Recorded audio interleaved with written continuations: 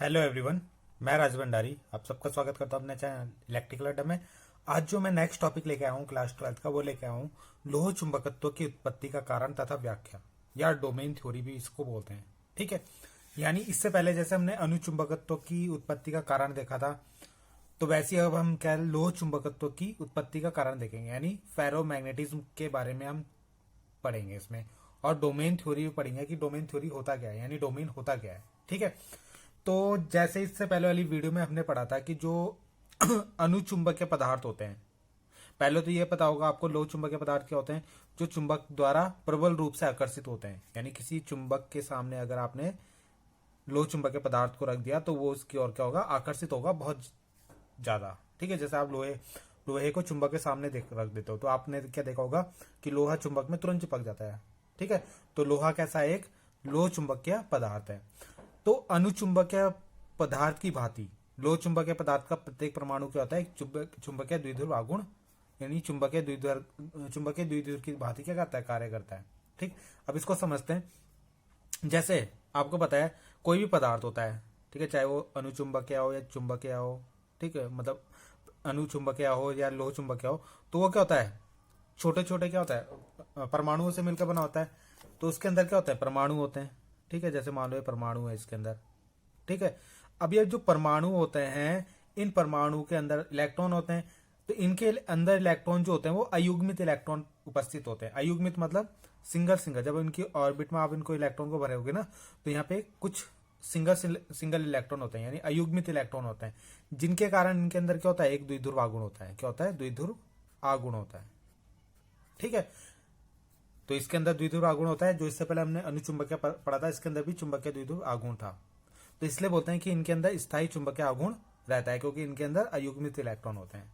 तो जैसे लो अनुचुंबकीय पदार्थ के अंदर होता है, वैसे लो चुंबकीय पदार्थ के परमाणुओं में भी क्या होता है, स्थायी चुंबकीय आघूर्ण होता है। ये किसकी बात हो रही है, परमाणु की बात हो रही है, इस पदार्थ की बात नहीं हो रही है। केवल जो पदार्थ के अंदर परमाणु है उनके अंदर चुंबकीय द्विध्रुव आघूर्ण होता है। ये जो परमाणु है इनके अंदर, ठीक है, पूरे पदार्थ के अंदर नहीं हो रही बात।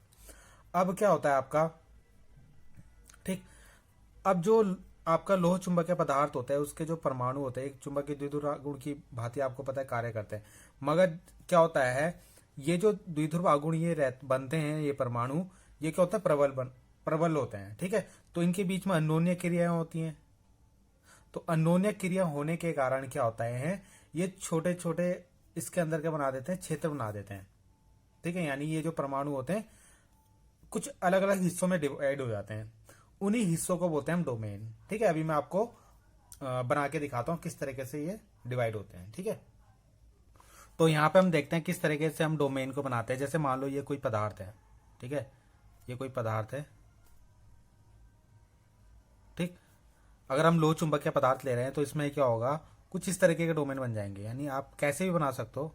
तो मैंने यहाँ पे 4 डोमेन बनाए, यानी 4 ऐसे क्षेत्र बनाए हैं जहां पे क्या होंगे, जो ये परमाणु होंगे, यानी जो आपके क्या है चुंबकीय द्विध्रुव, जो परमाणु चुंबकीय द्विध्रुव बने हैं वो क्या होंगे, अलग अलग दिशाओं में चले जाएंगे। जैसे मान लो कुछ ये वाले इस दिशा में हो जाएंगे, ठीक है, ये वाले इस दिशा में हो गए सारे, जो इस क्षेत्र के होंगे। ठीक है, इस क्षेत्र के सभी एक दिशा में होंगे। जो इधर होंगे वो सब एक दिशा में हो जाएंगे। ठीक है, ये नीचे की तरफ हो गए सारे। ठीक है, सपोज, और ये वाले जो हैं इनको हम इस वाली दिशा में ले लेते हैं, इन सबको हमने इस वाली दिशा में डाल दिया है। ठीक है, और जो ये वाले हैं इनको हमने ऊपर वाले दिशा में डाल दिए। ठीक है, इस तरीके से। तो आपको दिख रहा है कि इसके अंदर क्या हो गया, 4 अलग अलग क्षेत्र बनेंगे। तो इन्हीं को हम क्या बोलते हैं, डोमेन बोलते हैं। क्या बोलते हैं, डोमेन। ठीक है, जहां पे ये परमाणु क्या हुए, आपस में क्रिया इनके बीच में हुई, और क्रिया होने के कारण ये अलग अलग दिशाओं में फैल गए। ठीक है, तो इन्हीं को हम बोलते हैं डोमेन। तो इन्होंने क्या करा, पूरे पदार्थ में जितने परमाणु थे वो अलग अलग क्षेत्र में व्यवस्थित हो गए। ठीक है, जिनको हम डोमेन कहते हैं।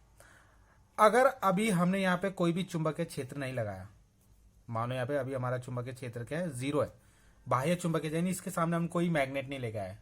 ठीक है, तो ये क्या होंगे, अगर हम इसका नेट चुंबकीय आघूर्ण देखें तो अभी ये 0 होगा। क्यों, देखो कुछ इधर की तरफ जा रहे हैं, कुछ इधर की, तो ये वाला चुंबकीय क्षेत्र इसको कैंसिल कर देगा, ये इधर की तरफ जा रहा है और ये वाला इधर की तरफ जा रहा है, तो ये एक दूसरे को कैंसिल कर देंगे। तो नेट चुंबकीय आघूर्ण क्या होगा, 0 रहेगा। किनके कारण, इन डोमेन के परमाणुओं के कारण। ठीक है। अब हम क्या करेंगे, जब इसको किसी चुंबकीय क्षेत्र में रखेंगे, जब इसको किसी चुंबकीय क्षेत्र में रखेंगे तो यहाँ पे दो चीजें होंगी। ठीक है, अभी हमने क्या देखा, नेट चुंबकीय आघूर्ण क्या होगा, इसके अंदर शून्य रहेगा। अब ये जो नेट चुंबकीय आघूर्ण है ना, ये पूरे पदार्थ की बात हो रही थी। ठीक है, सेकंड पॉइंट में जो है पूरे पदार्थ के अंदर नेट चुंबकीय आघूर्ण शून्य रहेगा, मगर जो स्थायी चुंबकीय आघूर्ण इन परमाणुओं में रहेगा, इन परमाणु में तो रहेगा, मगर नेट जो है वो जीरो रहेगा आपका। ठीक है, अब हम देखेंगे जब हम इसमें चुंबकीय क्षेत्र अप्लाई करेंगे, तो जैसे ही हम यहाँ पे चुंबकीय क्षेत्र में इस पदार्थ को रखेंगे, अनुचुंबकीय पदार्थ को, इन डोमेनों को, तो यहाँ पे दो काम होंगे। डोमेनों की परिसीमा के विस्थापन द्वारा, यानी यहाँ पे जो नेट चुंबकीय आघूर्ण आपका जो बढ़ेगा, अभी तो शून्य है जब हमने कोई चुंबकीय क्षेत्र नहीं लगाया, जो ये बढ़ेगा वो दो कारण से बनेगा, डोमेनों की परिसीमा के विस्थापन द्वारा और डोमेनों के घूर्णन द्वारा। तो इन दोनों का मतलब क्या है, तो यहाँ पे मैं बना लेता हूँ। तो यहाँ पे क्या है, जैसे आप चुंबकीय क्षेत्र अप्लाई करोगे, ठीक है, यहाँ पे आपका क्या है, चुंबकीय क्षेत्र आपने इस दिशा में दिया है इसको, तो यहाँ पे जो डोमेन है ना, तो जो चुंबकीय क्षेत्र की दिशा वाला डोमेन है वो बड़ा हो जाएगा। यानी चुंबकीय क्षेत्र की दिशा में कौन सा है, देखो इधर की साइड कौन सा बना रहा है, ये वाला, तो ये वाला एरिया क्या हो जाएगा, बड़ा हो जाएगा। एक तरीके से ऐसे बना देता हूँ मैं इसको, ठीक है, इस तरीके से, तो ये वाला एरिया क्या हो गया, बड़ा हो गया। ठीक है, और ये वाले क्या हैं, छोटे हैं अभी। ठीक है, ये वाले जो है छोटे हो जाएंगे। तो ये वाला एरिया बढ़ गया। अब ये वाला एरिया बढ़ गया मतलब चुंबकीय क्षेत्र की दिशा में ज्यादा परमाणु आ गए, तो जिसके कारण इनके अंदर भी क्या होगा, चुंबकीय आघूर्ण क्या हो जाएगा, बढ़ जाएगा। ठीक है, तो ये तो मैं अभी मैंने और बड़े बना दिया, मगर ये और बड़ा, आप इसको और बड़ा भी बना सकते हो। ठीक है, जैसे जैसे बढ़ाओ आप चुंबकीय क्षेत्र को बढ़ाते रहोगे ना, ये एरिया बढ़ता रहेगा आपका। ठीक है, दूसरा क्या है, डोमेनों के घूर्णन द्वारा। अब डोमेनों के घूर्णन द्वारा का मतलब क्या है,